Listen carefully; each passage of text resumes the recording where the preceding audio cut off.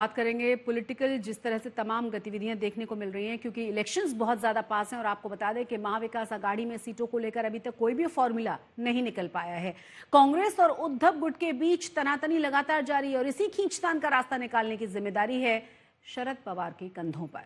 शरद पवार ने कांग्रेस और उद्धव ठाकरे की पार्टी के नेताओं के साथ मुलाकात की है और इसी बीच दिल्ली में कांग्रेस के केंद्रीय चुनाव कमेटी की बैठक हुई है, जिसमें 66 नामों पर चर्चा हुई है।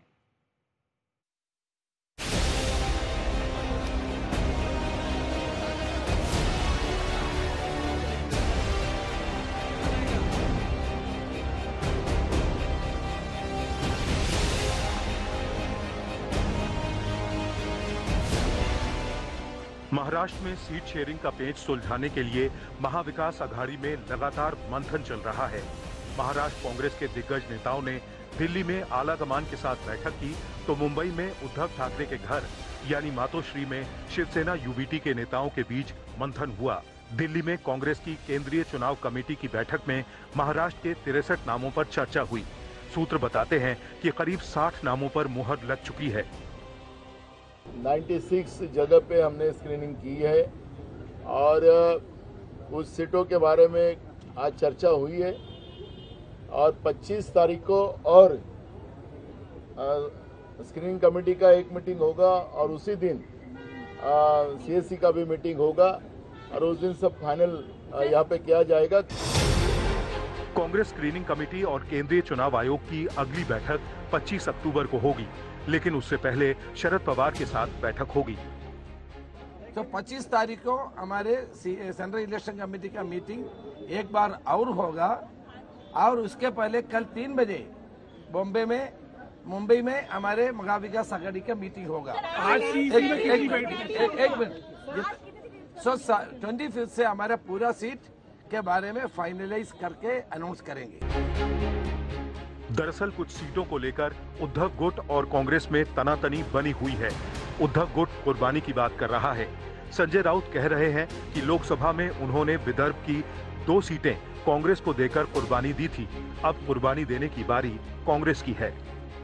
कांग्रेस का हाईकमान दिल्ली में बैठता है, उनके निर्णय दिल्ली में होते हैं, तो भारतीय जनता पार्टी के नेता या हमारे यहाँ के शिंदे गुट के नेता, उनके भी बॉसेस दिल्ली में है, तो जिनकी हाईकमान दिल्ली में है उनको बार बार दिल्ली में जाना पड़ता है। उसमें अभी हम क्या बोल सकते हैं, लेकिन मुझे लगता है कि कोई ज़्यादा मतभेद नहीं रहेंगे और हम लोग एक साथ बैठकर निर्णय करेंगे। बात कुर्बानी की नहीं, बात देश हित की और महाराष्ट्र हित की है। अगर कुर्बानी की बात कही तो सिर्फ अमरावती और रामटेक नहीं तो कोल्हापुर भी उसमें आता है। जब सीट शेयरिंग की बात आती है तो सबको थोड़ा बहुत त्याग भी करना पड़ता है, एक कदम पीछे भी लेना पड़ता है। जो सीटों का है तो सब पार्टी उस तरह का कुछ तो भी कोशिश करेंगी, लेकिन जो पार्टी का अधिकार बनता है वही पार्टी वो सीट लड़ेगी। महाराष्ट्र में क्योंकि 20 नवंबर को वोट डाले जाएंगे, लिहाजा अब वोटिंग में 1 महीने से भी कम वक्त बचा है। भले ही कांग्रेस लोकसभा में 13 सीटें जीतने वाली नंबर 1 पार्टी है और महाराष्ट्र कांग्रेस के नेता सोच रहे हैं कि सीट शेयरिंग में उनकी ही चलेगी, मगर ऐसा नहीं है। हरियाणा चुनाव में जिस तरह से कांग्रेस हारी है, उसके बाद से उद्धव गुट भारी है।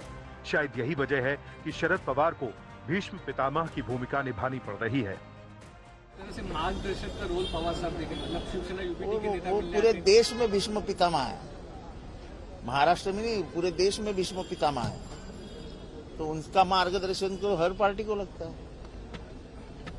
भले ही अभी तक महाविकास आघाड़ी में सीट शेयरिंग का डिक्लेरेशन नहीं हुआ हो, एक बात इस चुनाव में साफ है कि शरद पवार इस पूरे चुनाव का महाराष्ट्र में केंद्र स्थान बने हुए हैं। अगर कांग्रेस और शिवसेना के बीच किसी भी तरह की अनबन है तो वो चीज शरद पवार के साथ डिस्कस की जाती है। कई ऐसे बीजेपी और दूसरी पार्टी के लोग हैं जिनको टिकट ना मिलने पर वो शरद पवार की पार्टी में प्रवेश कर रहे हैं। अब देखना ये होगा कि शरद पवार अपनी पार्टी में कितनी सीटों पर महाराष्ट्र में चुनाव लड़ते हैं और उनमें से कितनी सीटें वो जीतते हैं, और आने वाले मुख्यमंत्री महाराष्ट्र के अगर होंगे तो उसमें शरद पवार का क्या हिस्सेदारी होगी, ये देखना भी दिलचस्प रहेगा। 20 नवंबर यानी वोटिंग का वक्त तेजी से नजदीक आ रहा है। ऐसे में महायुति यानी एनडीए वाले सीट शेयरिंग पर सहमति का दावा कर रहे हैं। बीजेपी ने 99 सीटों पर उम्मीदवारों की पहली लिस्ट जारी कर दी है। बीजेपी ने अपनी पहली लिस्ट में 80 मौजूदा विधायकों को फिर से टिकट दिया है। महाराष्ट्र चुनाव की इस रणभेरी में कौन किस पर भारी पड़ता है, ये 23 नवंबर को जब नतीजे आ जाएंगे तय हो जाएगा। दिल्ली से राहुल गौतम के साथ ऋत्विक भालेकर और मुस्तफा शेख, मुंबई, आज तक।